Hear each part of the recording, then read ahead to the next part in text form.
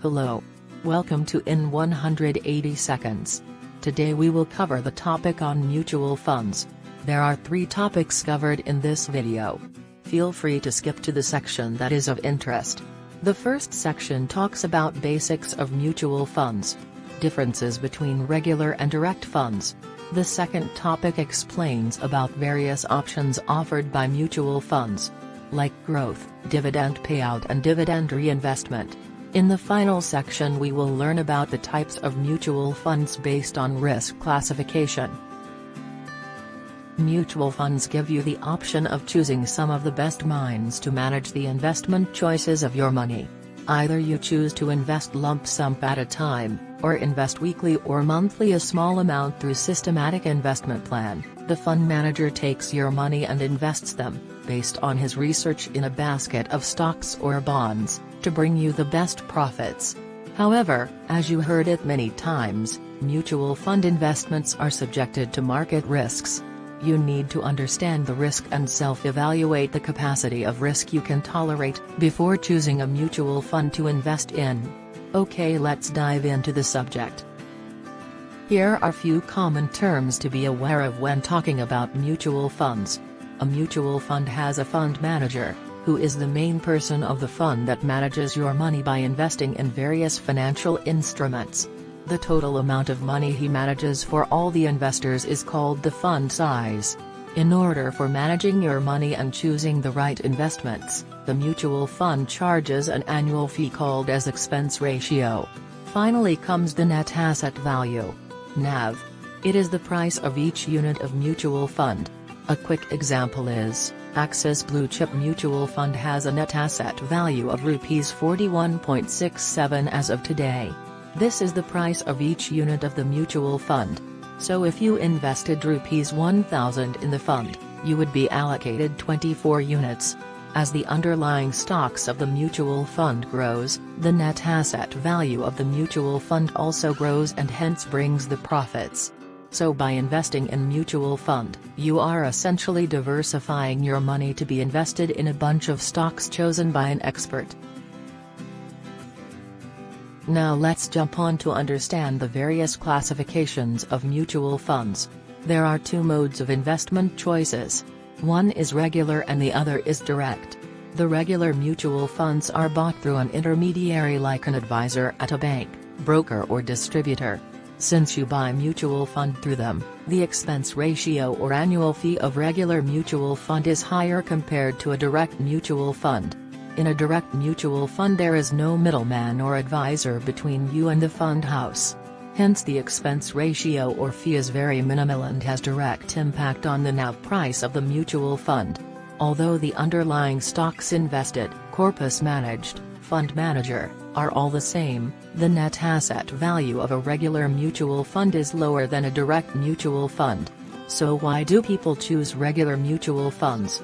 Because the advisor chooses the funds and guides them. This advisor in between you and the fund house, keeps an eye on the fund house performances and also rebalances your portfolio, if the performance of the fund houses degrade over time.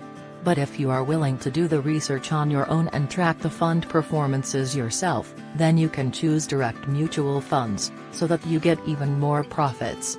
Direct mutual funds are purchased directly by visiting the fund house website or using an app like Coin provided by Zeroda. Take a look at the NAV prices of regular and direct mutual fund for the same fund name.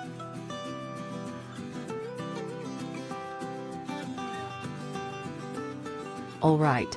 Now let's come to different options of mutual funds. Basically there are 3 options provided by a mutual fund company. The first is growth option, wherein the fund manager invests on high growth stocks or companies.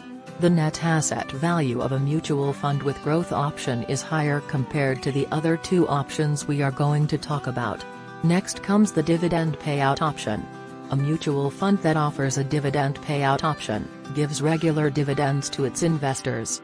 Thus, the net asset value of these funds are lower compared to growth option, as a portion of the gains are transferred back to the investor in the form of dividends.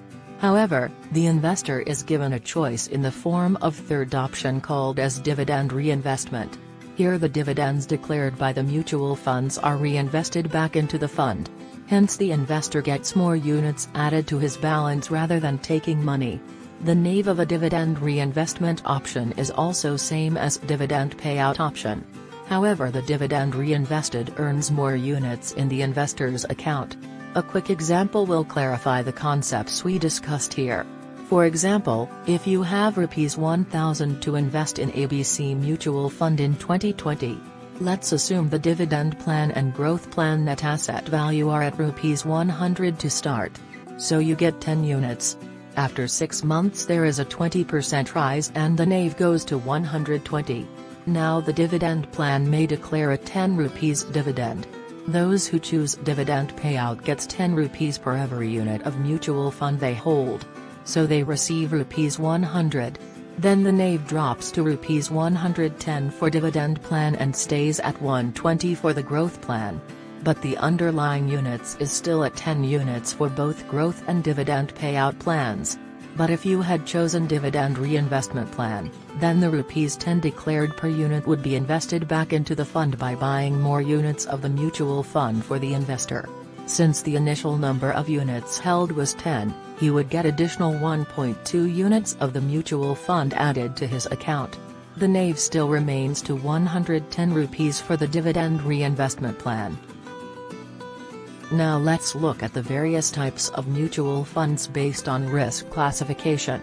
Equity funds are those mutual funds where majority of the amount is invested in equity stocks of the companies. This has high risk and high growth rate.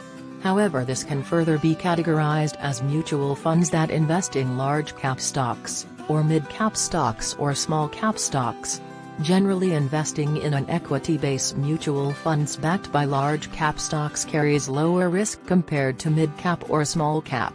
In an event of global market crash, generally the large cap stocks tend to recover first, compared to small or mid-cap companies. Another variant of equity fund is the ELSS, Equity-Linked Savings Scheme, which provides tax benefits for the investors. However, the amount invested in ELSS is locked for a period of 3 years minimum, after which you are free to withdraw the money from it by selling the mutual fund units. The next type is debt mutual funds, which give low returns and has low risk. The majority of investments are done on corporate bonds, government bonds etc., which are safer compared to shares of the company. People tend to choose these type of funds to ensure safety of the capital as more important than the gains. The next type is hybrid funds, where the ratio between amount invested in equities and debt are nearly equal proportions. So these kind of funds give average returns and carry average risk. You can browse through the moneycontrol.com website to research more on the mutual fund performances, fund size, expense ratio of the funds, underlying stocks chosen by the fund manager, historical returns, etc., to make a wise choice while selecting a mutual fund. Alright. I hope this gave a brief overview of mutual funds and the various options and choices to choose from. We shall cover the tax implications of the gains earned through mutual funds in another video. Until then, goodbye.